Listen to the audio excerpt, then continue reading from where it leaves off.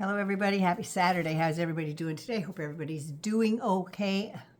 Some days, okay is all we get. And that's better than not good at all. Just saying. First of all, I just want to say that a couple of the fires in LA are somewhat under control. The Eaton fire's down to 15% contained, and I forget the other one is down to 10%, but some control's better than none at all, right? And my heart goes out to the crew of the Quebec water bomber who was victim of the drone, so to speak. They landed safely, everybody's okay, but I can't imagine their family watching that on TV, on the news. Anyway, yeah, so there's that. They're getting more firefighters in. The LA firefighters are getting a little bit of a break with everybody else that's coming in to help, so Godspeed to all those people down there, my family, my friends. Because you know what? In the end, it's you we care about, not your stuff. It's you we love. So, take care of you.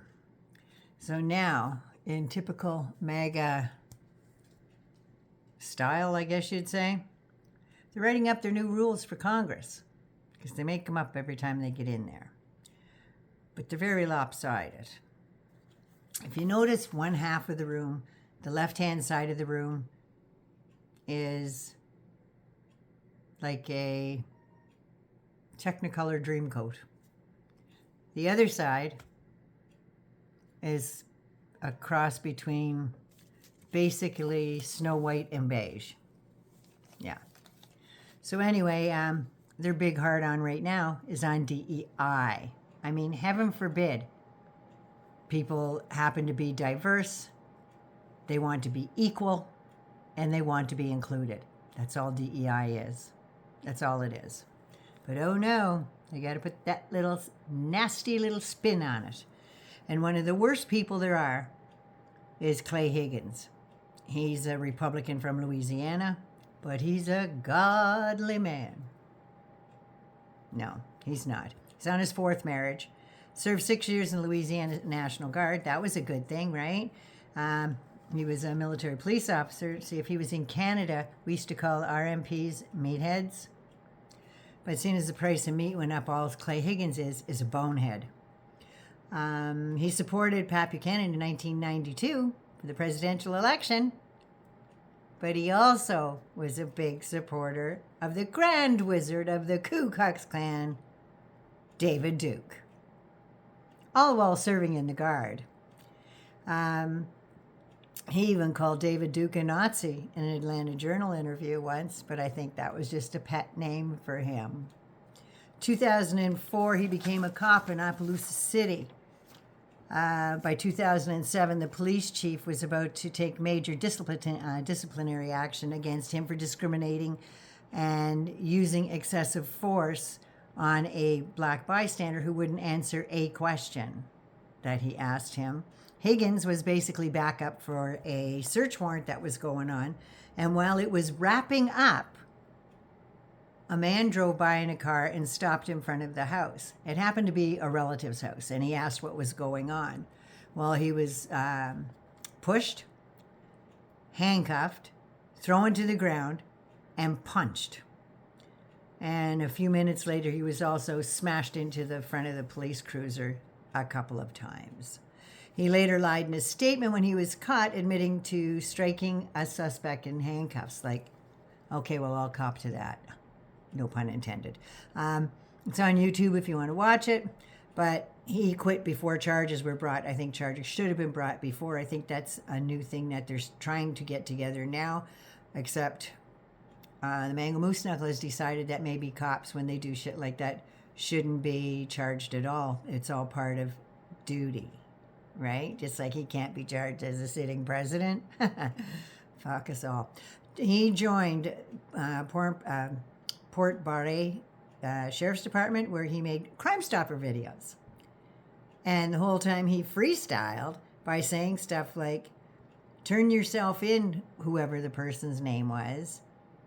And then he would threaten them. And the sheriff told him to knock it off. He said, tone down your unprofessional, disrespectful, and demeaning language in the weekly videos.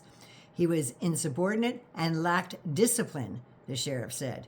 And he also used his uniform and his badge to play dress-up on his own personal website that sold T-shirts and shot glasses. He used the sheriff's department address when he registered his business. He took paid speaking gigs, cosplaying in his uniform, of course, get more sympathy that way. It's a huge conflict of interest, people. You don't do stuff like that. Anybody with half a brain and 2 brain cells that click, don't do that. He asked for cash payments, so there'd be no paper trail because he was having trouble with one of his wives. She was looking for child support. He even had the balls to attach a rider to these speakers, like he's some big rock star or something. And he told the people that were hiring him to speak that his wife would need shopping money while they were there because she needed something to do while he was yapping. And he also requested fuel for his friend's jet. Might take a goddamn bus, buddy. How about drive? Louisiana isn't that big. So he also tried to hide the payments from the IRS. In 2017, he put down his net worth as 0. No wonder they want the IRS just decimated. They don't want anything to do with IRS because that way they don't have anybody to report to, right? But like that other jerk wants to put 30% taxes on absolutely every single thing that you buy, which would be more than your income tax, I must add. No wonder they want it gone. He resigned in March 2016, but was sworn in as a reserve deputy marshal in Lafayette. One of the bosses there said, had they known of his past indiscretions, they never would have hired him. Maybe you should vet these guys when you hire them and look into why they were released from their last position. Now, his first wife, Eloisa Ravati, said that he held a gun to her head and threatened to shoot her. Wife number 2, Rosemary Stormy Hembryce, who in 2016 filed suit against him for unpaid child support to the tune of more than $140,000. When all this time that he was in the reserves and stuff, the base commander didn't hold back his pay or anything like that to make sure his wife and kids were fed. It included interest, though, so that's something, right? He was sworn in the 117th Congress in 2017 with a 0 net worth. 2018, he had another 0 net worth. He wanted to make sure those kids or her got nothing.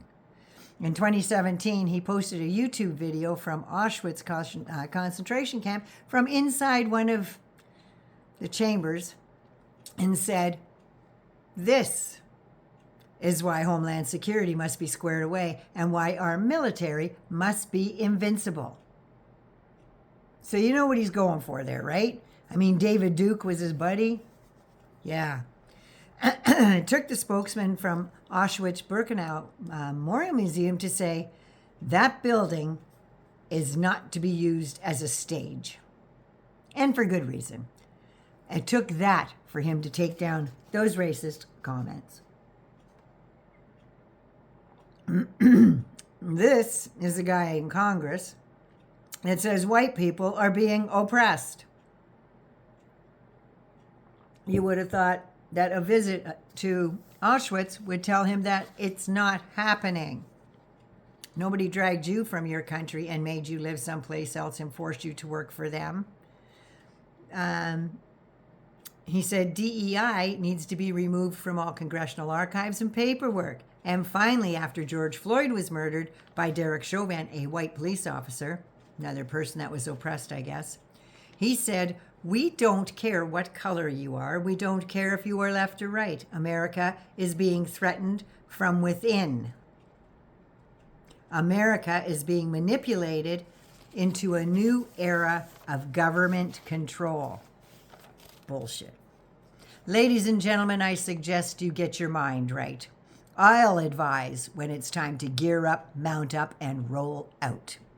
And then he tells folks he's part of the Oath Keepers and 3%ers. He goes on many of the stages down through the South and tells them that he is an Oath Keeper. And when Trump was summoned to appear in a Miami court, he tweeted, "President Trump has been summoned to appear at a federal courthouse in Miami on Tuesday at 3 p.m.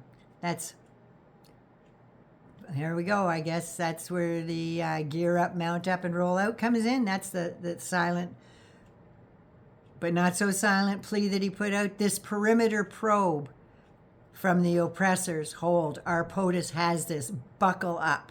Know your bridges. Rock steady calm. That is all. Like, he's given a message to these militant freaks out there to show up on that Tuesday at 3 p.m. and do as much damage as they can. It's the ellipse all over, only he doesn't have any power. This is military speak, like I said, and a message to the likes of the Proud Boys and Oath Keepers, who did show up, I might add. And he said the Justice Department was attempting to provoke January 6th style events in order to round up and arrest conservatives. Oh, if only they could, and if only he would be at the top of the list. I'm just saying. But yes, he is a godly man. And finally, this oppressed white man said about Haitians, LOL, these Haitians are wild. Nastiest country in the Western Hemisphere. Cults, slapstick gangsters, but damned if they don't feel all sophisticated now filing charges on our president and vice president. All these thugs better get your mind right and get your asses out of our country by January 20th. Like, his mind is right. But he is a godly man. So that's a little bit about how those people are going to run the United States of America. I'm researching a thing on mass deportations. There's some scary shit in there. But anyway, 99 loves you. Be good, be safe, and please be good to you. Everybody in California, stay vigilant. I love you all. Mwah. Love ya.